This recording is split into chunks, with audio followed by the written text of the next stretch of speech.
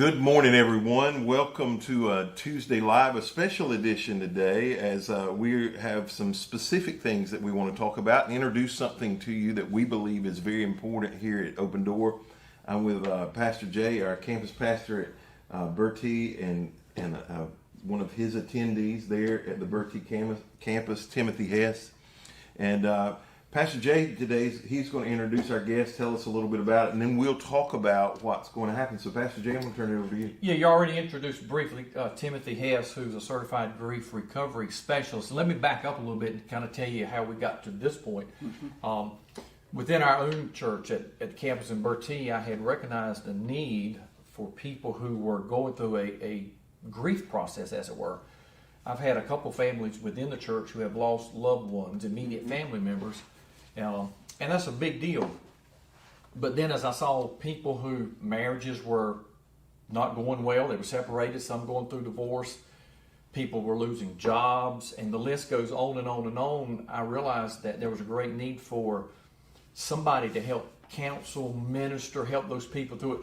I needed somebody that had more qualifications and training than what I had, what I was capable of doing. And so I had mentioned this to some of our leadership, and I had a conversation or two with my wife about helping me pray to identify some folks we thought we could recruit within the church to help us go in this area of grief ministry, as it were. I didn't really know that there was a program per se out there that had a name to it, and all of a sudden, in that process comes along Timothy and Gail Hess to our campus, and then I learned this is his specialty and this is his passion.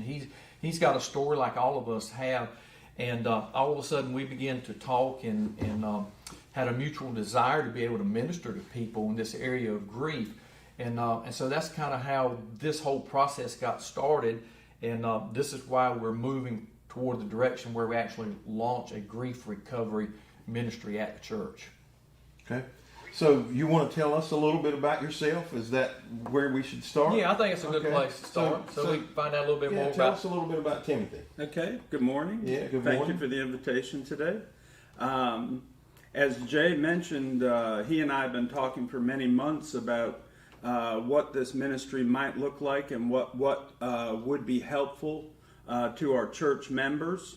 As Jay mentioned, I'm a certified grief recovery specialist, and I came to that in a very painful and difficult way. I have not spent my career or my life as a grief counselor or a grief specialist. As a matter of fact, I have spent the majority of my career in pharmaceutical development. I took part in the development of several epilepsy compounds.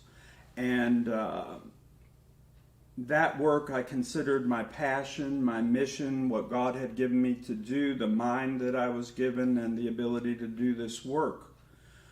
However, in June of 2016, I received a phone call that changed me and my life forever.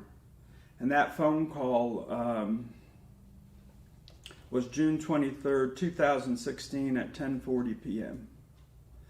And the phone rang, and I didn't answer it, and it rang again and again and again, and finally Gail got up and answered it. And a friend of my son, Zach, my only child, he had just turned 27, and a friend of his was on the phone screaming and carrying on. I couldn't even understand what he was saying. Mm-hmm. And when I did catch what he was saying, he told me that Zach was laying in front of him dead. Mm-hmm. He had just shot himself to death.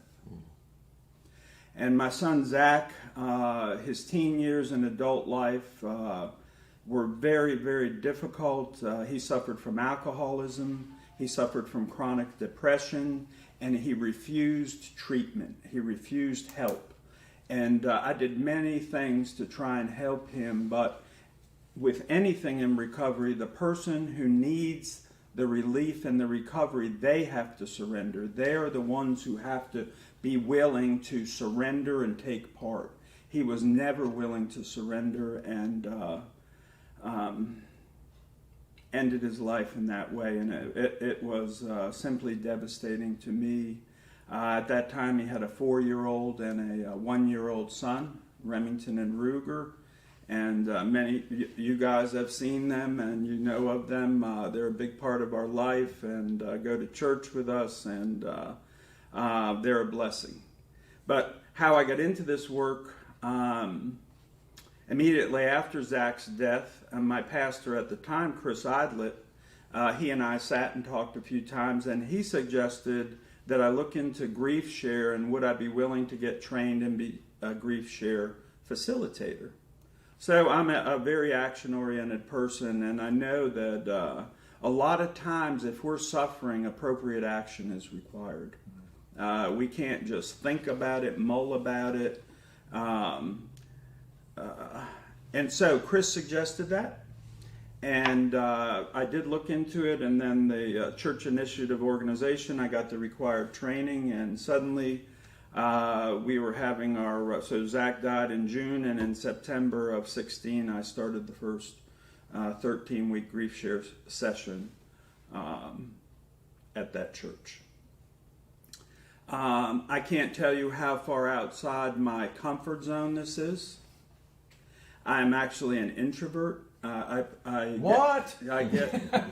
get energy from often being by myself, yes. And sometimes I absolutely have to be by myself just to have God refresh my mind and spirit.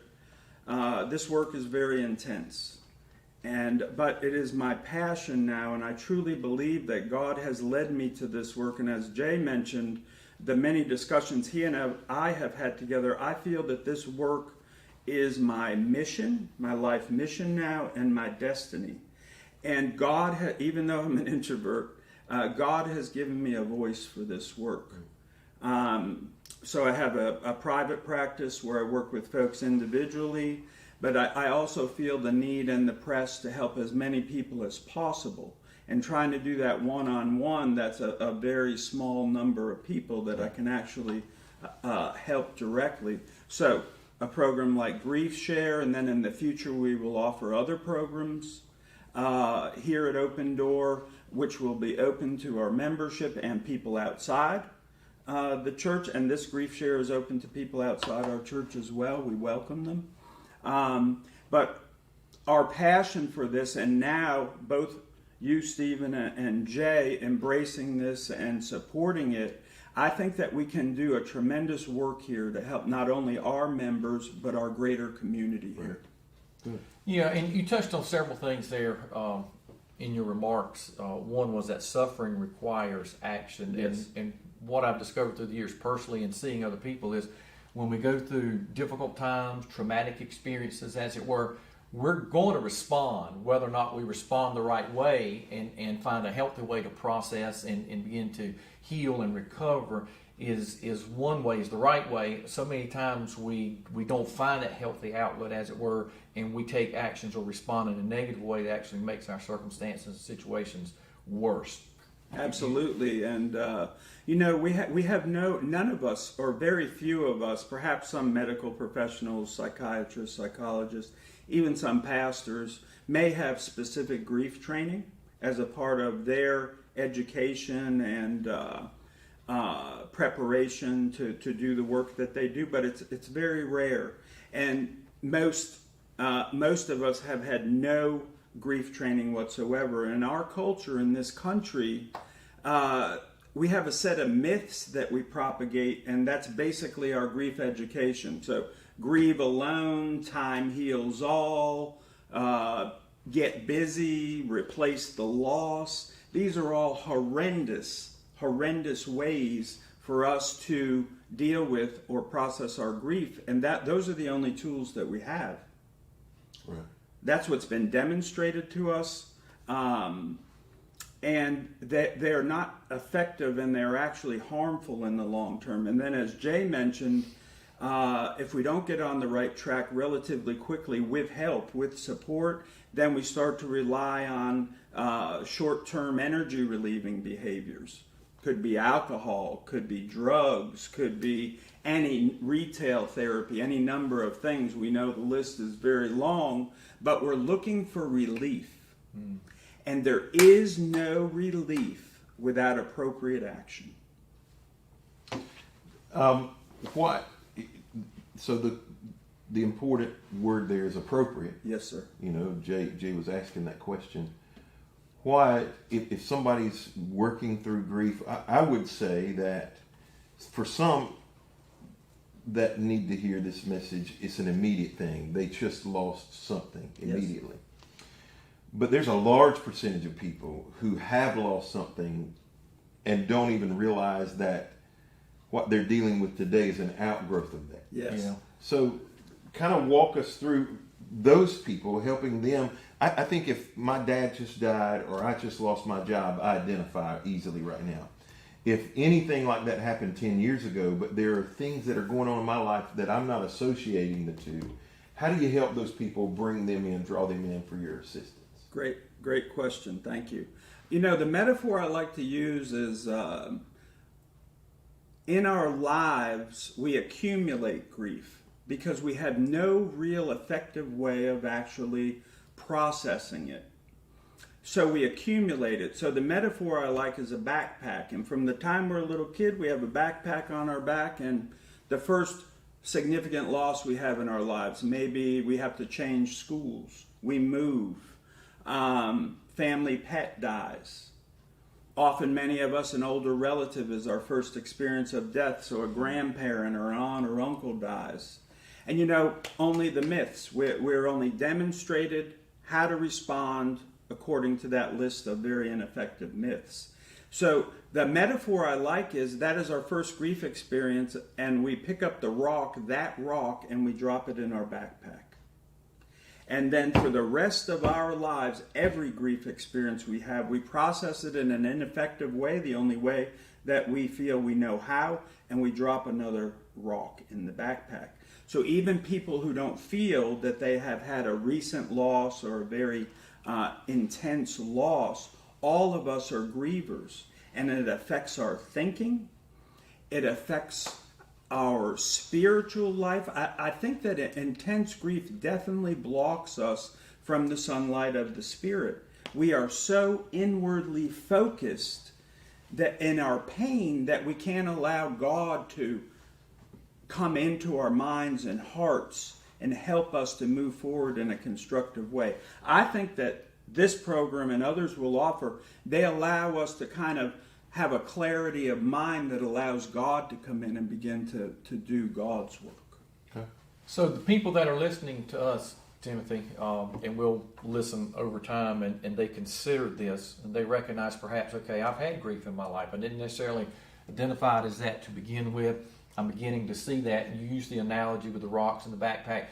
This 13-week course is is it designed that a person realistically will go through this 13-week or month course, however we structure 13 sessions, go through it, and all of a sudden the backpack is going to be released, or was this help design us to be able to remove those things systematically one by one and work our way through that till we get to that point where we're free from it?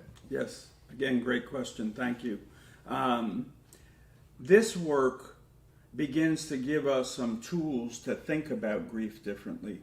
You know what I've learned in all this, and of course, again, from June 23rd, 2016 to today, grief and grief recovery has become the focus of my life. And one thing that I've learned is, you know, our intense grief, we need some help to identify those issues. And you just said, so we have a lifetime of grief, but as the pastors are in front of the congregation and say, you know, grief is not just human loss, you watch people's eyes open up, because many of us don't really realize that until it's told to us by a person that they trust.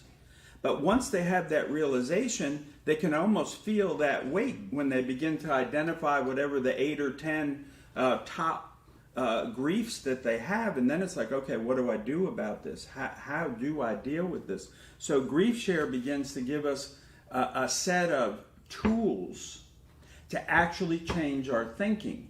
Because to me, grief initially is raw emotion. And we've all experienced a loss that had brought us to our knees, physically, spiritually, emotionally. And there's no way to think our way out of that. That is not what I'm saying. And that loss, that grief that we have, that reaction is normal and natural. And for a period of time, those waves of loss are just very intense.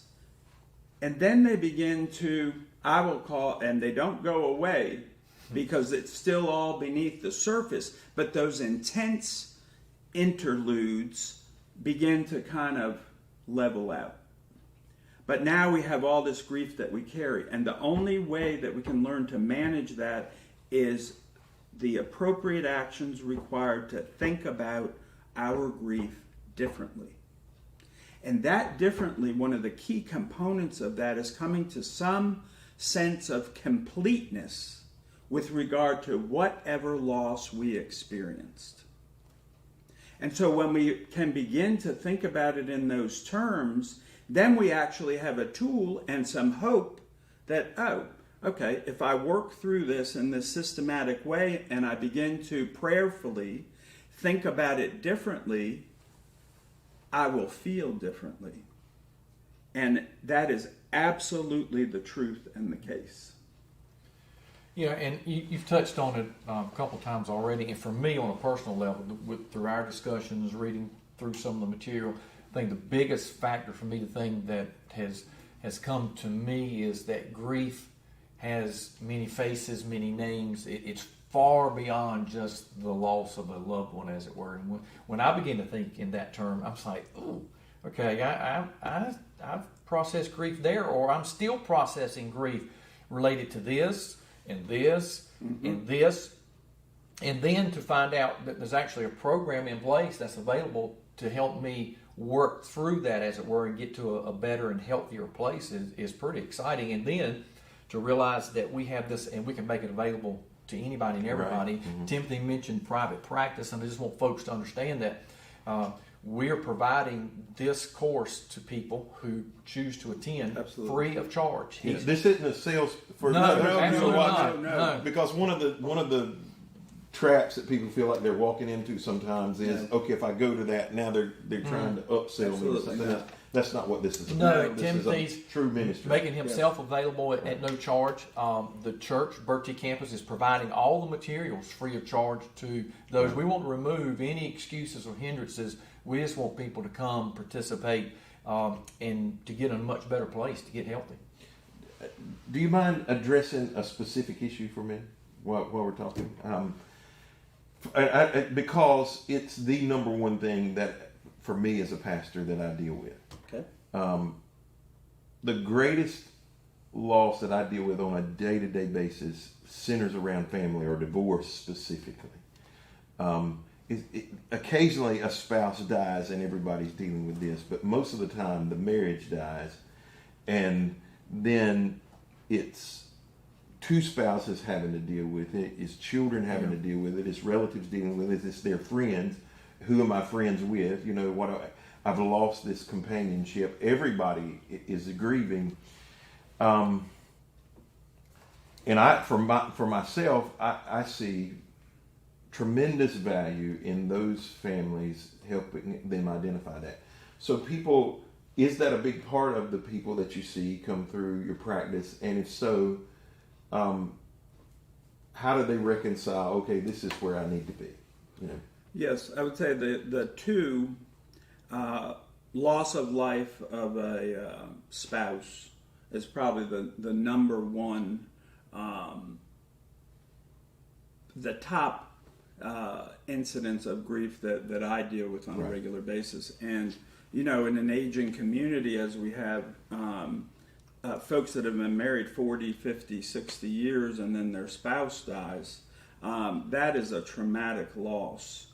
And helping those folks to understand how to think differently about that loss, but honoring the relationship that they had with the person who passed.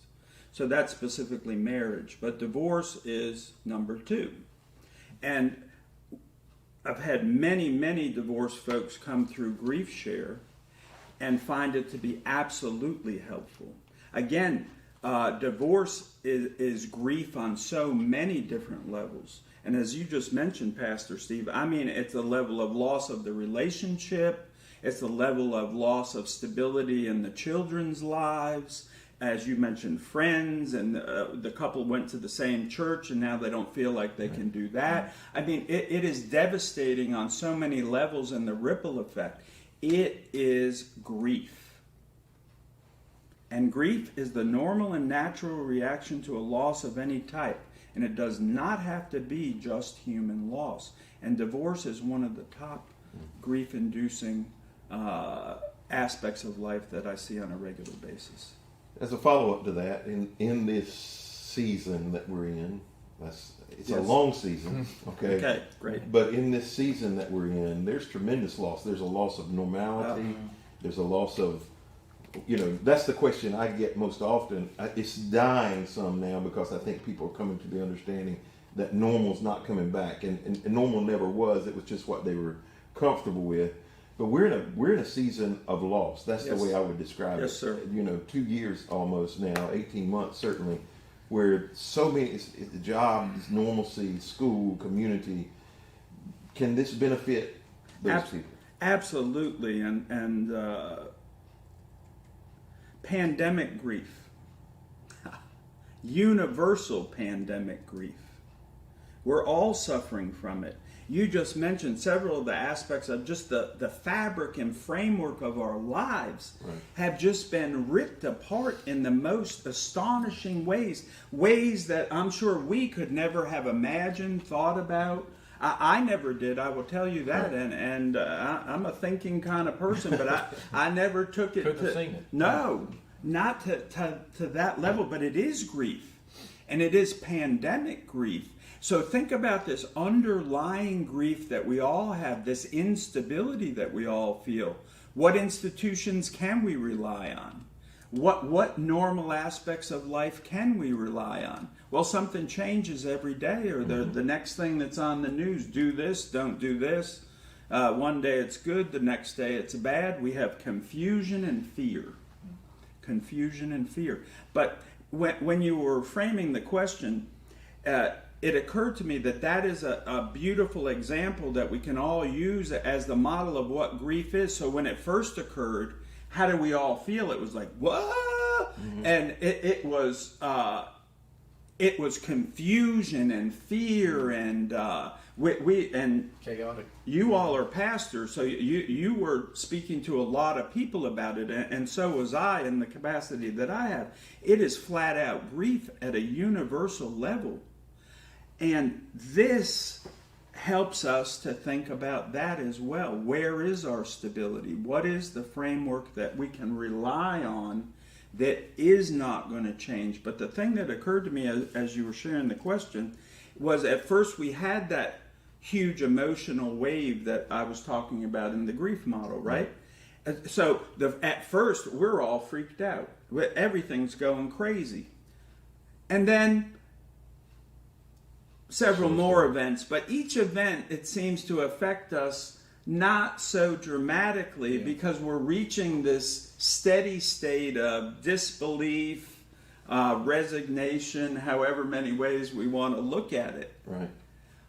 But it's all grief underneath. That's a perfect illustration. And it affects the foundation and fabric of our lives, and we don't even realize it.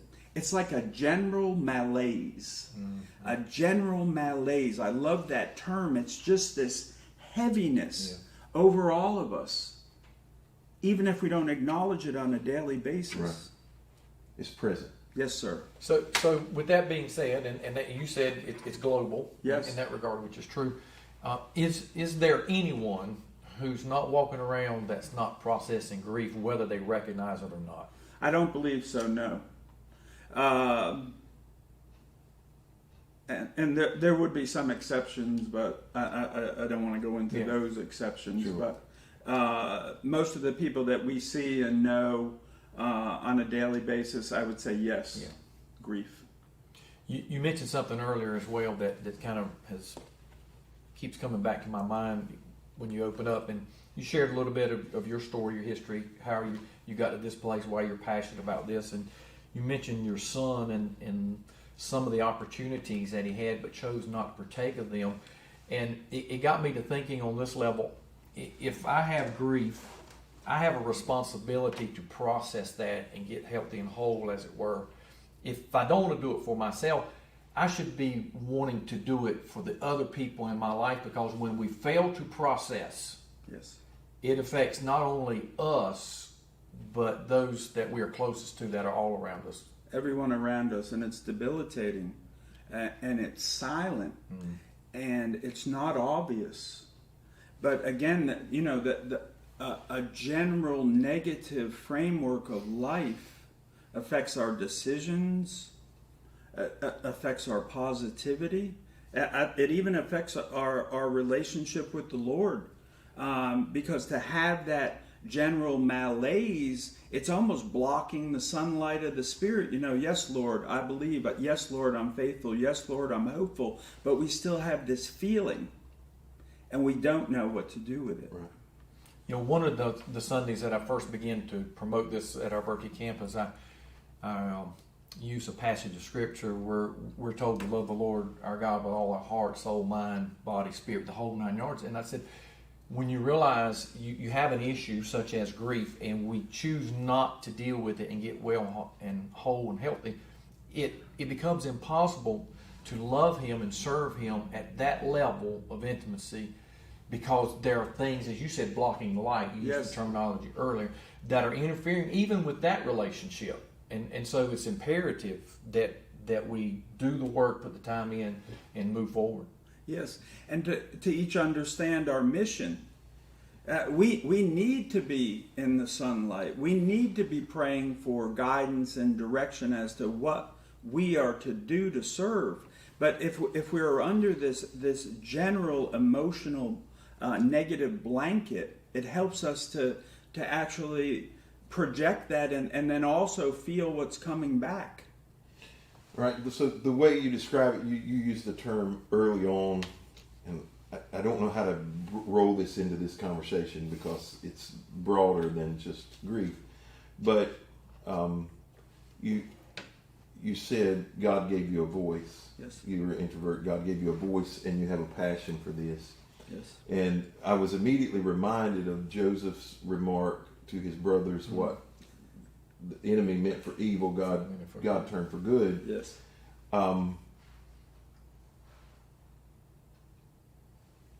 Speak to how this ministry helps uncover the good that God meant, because sometimes I think we when we don't deal with it, the good He wants to bring about never gets uncovered. We never discover that voice He's trying to bring out. Unpack that a little bit about how this can bring the good out of the bad. Yes. So I'll answer that telling a little bit about my personal life. Sure. I'm the oldest of 5 children, and both of my parents were stone cold alcoholics who never got into recovery and never had any thought of being in recovery. So the oldest of 5 children in an environment like that, that's grief right out of the chute. So from the youngest age, I was trying to help care for my brother and sisters, started cooking at a very young age, getting them ready for school, etc., because my parents weren't doing everything that they needed to be doing. That's very grief-inducing, and it's a difficult way to have a childhood. So there's an example of grief which most people wouldn't think about, and I call that loss of childhood. When we start to label things accurately, and then we can understand then how we need to take action with regard to that. So one of my largest griefs I will call loss of childhood. Okay. Then, moving through school, I was often around a lot of older children, and I was subjected to brutal bullying, physical bullying, locked in lockers once overnight, just horrific things, and so grief in that portion of my life.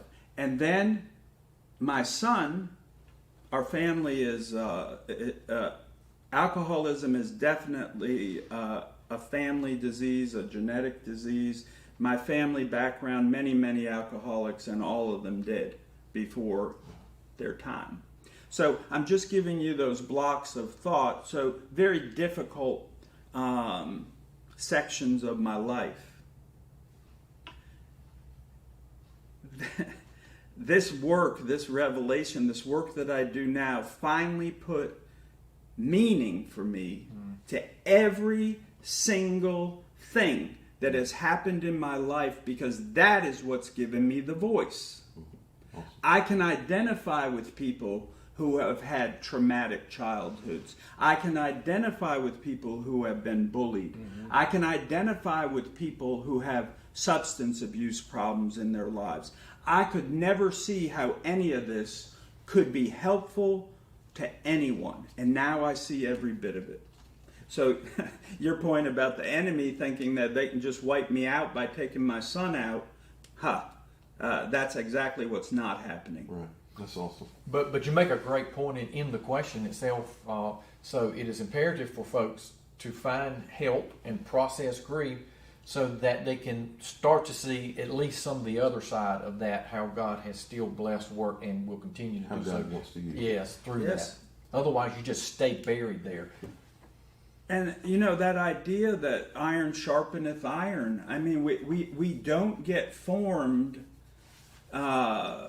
sitting in the recliner generally. It's not an easy process. We don't get formed sitting in the recliner generally. There's heat and friction. There's heat and friction. That there is reforming. There's annealing. It's painful, and we don't always know what all it is. So, but at the point where I was presented with this idea of GriefShare and grief recovery ministry, I could have looked at Chris Idlett and said, "Oh, no, thank you. That's not for me."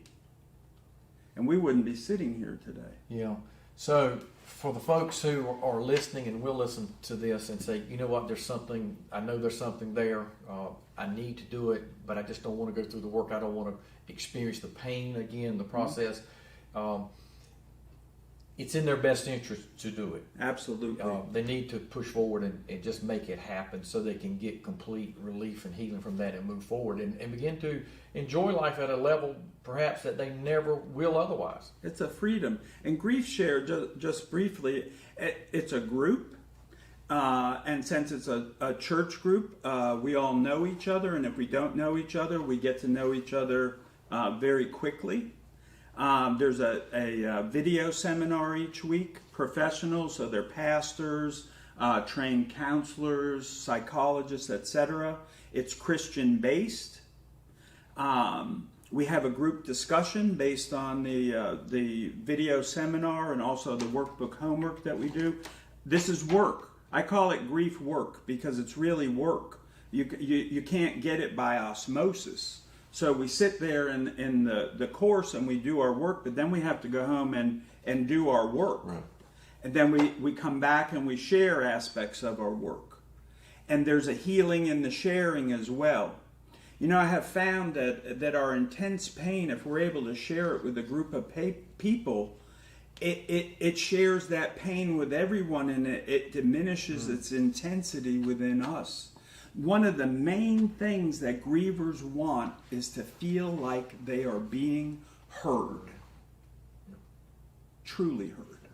Yeah. So can you tell folks when we're going to start this so they can get it on their calendars and start making plans? Yep. September 7th, Tuesday, 6:30 p.m., Open Door Bertie. We already have 15 people signed up. We would like as many who would like to sign up. Invite friends from outside the church. They're welcome. GriefShare is a very sophisticated organization, so there's a website. We're registered there. If people see us and if are looking for grief recovery in the community, that is one of the first things that pops up.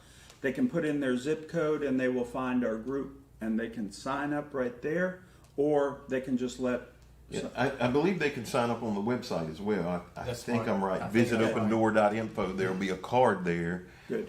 for the grief program. They can sign up there as well. We'll have their information. We talk about this book. I'll hold it up so you can see what it is. The subtitle is Your Journey from Mourning to Joy. And this is what you'll be working through Yes. as a group. And September the 7th, you said, Yes, sir. Tuesday evening, what time again? 6:30. 6:30. We're done by 8:30. The 13 weeks runs us into December, but we have no sessions the week of Thanksgiving and the week after Thanksgiving. I believe. And so we have a break. And one quick thing, because somebody's maybe watching and say, I'd love to get to that, but I'm looking at my calendar and there's a week that I'm not going to be able to get there. The course is still available to folks if they can't make the very first one, or if they have to miss the third one or the whatever. You've indicated that you will make sure they get the materials and that they need to catch up or keep up. If someone misses a session, I will help them to get caught up. Not a problem. If folks decide late that they want to start, they are welcome to come. Just come. I will help them get caught up. We may have to meet separately to kind of go through the lessons that have been missed, but I'm very willing to do that. So there's no impediment to someone starting late, missing a session or two. Not a problem. Good. Very good. So one last appeal to the people. What would you want to say to somebody maybe who's just joined us about coming to the program? We're all grievers. We don't understand how much it absolutely affects every bit of who we are and how we behave. And I would say just consider that we are all grievers, and this opportunity is a great opportunity to begin to think about grief differently, and then have the tools to begin to actually find grief recovery. Good. Well said.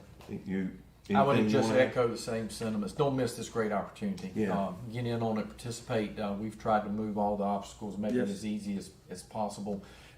Please come and join us. I know it'll change people's lives. I would encourage you to share this video Yes. with some people personally. Like you can send it by messenger and say, hey, here's some information that would be beneficial to you. On a side note, Chris Idlett, if you happen to watch this, thank you for your encouragement. Yes. I think a lot of you, Chris, by the way. I love Chris. I do too. And but thank you. So sometimes as pastors, what I want to say for Chris is you don't always know the legacy that you're going to leave. And this may be the mark Chris leaves for this region for a long time. And we're just a part of that. Yes. We're facilitators. So, Yes. Chris, if you happen to see this, we think the world of you Yes. as well, and wish you well wherever you happen to be today. I hope you'll pass this along to somebody. Let somebody know if you see this and this can be beneficial to you. Make sure you join Timothy on the 7th of September and at our Bertie Campus. Yes. Give us that address again, just so we have it. The address is 715 US Highway 13 North in Windsor. The easy